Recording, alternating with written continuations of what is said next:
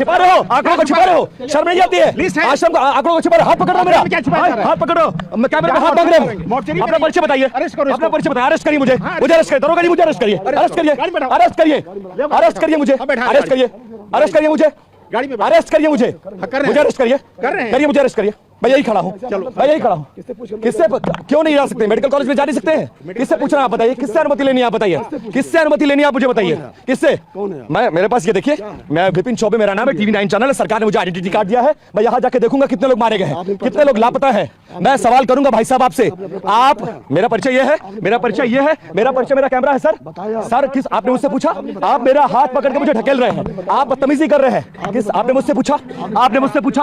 आपने मुझसे पूछा? आंकड़ों का कुछ नहीं पता नहीं चल रहा है। सरकार कह रही है 30, यहाँ 24 लोगों की आपने फोटो लगाई है। मैम क्या है, कितने लोग मारे गए हैं? ये 24 कल से लगी है, एग्जैक्टली तो हम नहीं बता सकते। सरकार ये कह रही है कि 30 लोगों को आइडेंटिफाइड कर लिया गया, ठीक? फिर ये 24 लोग कौन है सर जिनकी आप फोटो लगा रहे हैं? वही है जो 24 शुरू में आए थे, वही लगी हुई, आज की थोड़ी फोटो लगी है, वो तो उसी दिन की लगी हुई है। प्रिंसिपल कह रहे हैं कल हम लगाए हैं, कल लाशें आई हैं। बचाने के लिए कल का नहीं, वो उसी दिन की फोटो है ये, जब भीड़ हो रही थी, ये था फोटो लगा दी जाए, ऐसे वही उन्हीं की फोटो। कितने मरे हैं टोटल सर? हम लोग को मरने की जानकारी नहीं, हमारे पास तो लोग आए। प्रयागराज में बहुत सारे ऐसे लोग हैं जो भगदड़ के बाद से बिछड़े अपनों को खोज रहे हैं, तो कई लोग ऐसे हैं जो अपनों को हमेशा के लिए खो देने के गम में बिलख रहे हैं।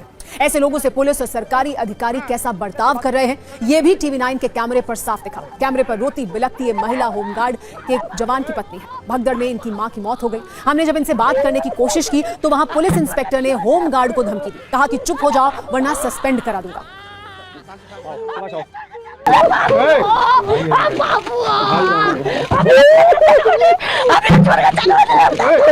मैडम आपका भी कोई गायब है? मैडम कौन है मैडम? मम्मी है मेरी।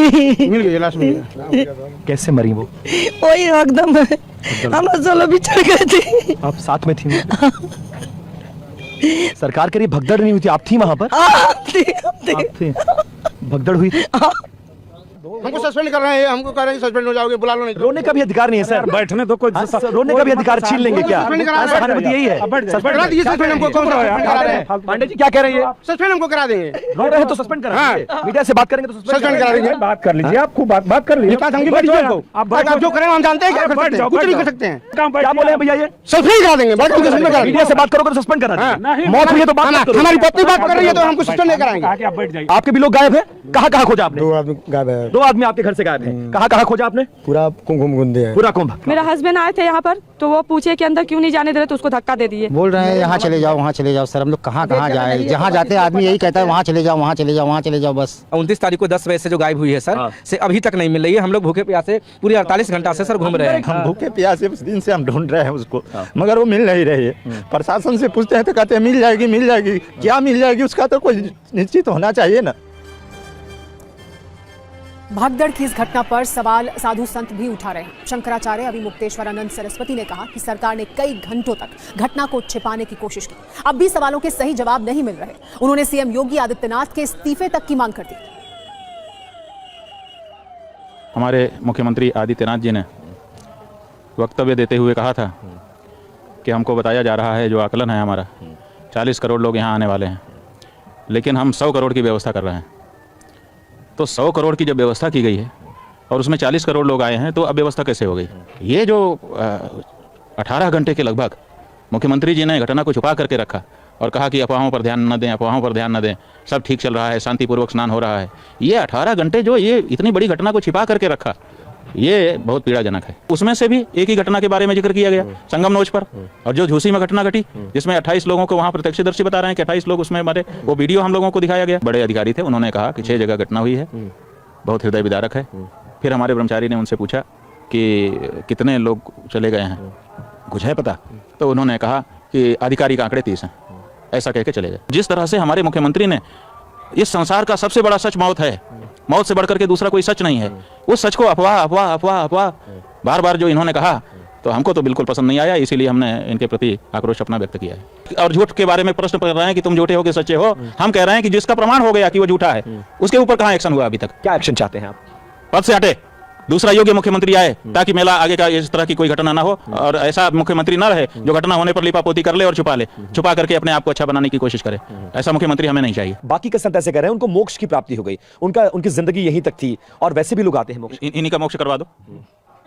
अगर वो तैयार हों तो हम अभी धक्का मार करके उनका भी मोक्ष कराने के लिए तैयार हैं। अगर वो कहते हैं कि मोक्ष हो गया, देखिए किसका मोक्ष हो गया किसका नहीं हो गया अलग बात है। इस तरह से पैरों के नीचे कुचल कुचल करके दम घुट करके जो बच्चे, जो महिलाएं, जो माताएं, हमारी बहनें और जो भाई, जो वृद्ध मरे हैं, मोक्ष हो गया, ये बहुत सरल है कह देना। इनमें से कोई तैयार हों, कृपा करके पधारें, घोषणा करें कि मेरा भी मोक्ष करा दीजिए। हम तैयार हैं, हम कूद पड़ेंगे उनके ऊपर। वैसे महाकुंभ में हुई भगदड़ पर जिस तरह से सवालों की लंबी लिस्ट है, उस पर सियासत होना भी लाजमी है। विपक्षी पार्टियां ये कह रही हैं कि सरकार भगदड़ का सच छिपाकर पाप कर रही है। बीजेपी कह रही है कि विपक्ष इसे किसी राजनीतिक मौके की तरह न देखे। वैसे आपको बता दें कि सरकार ने जांच के लिए जो न्यायिक आयोग बनाया है, उसने आज प्रयागराज पहुंचकर अपनी जांच शुरू कर दी है।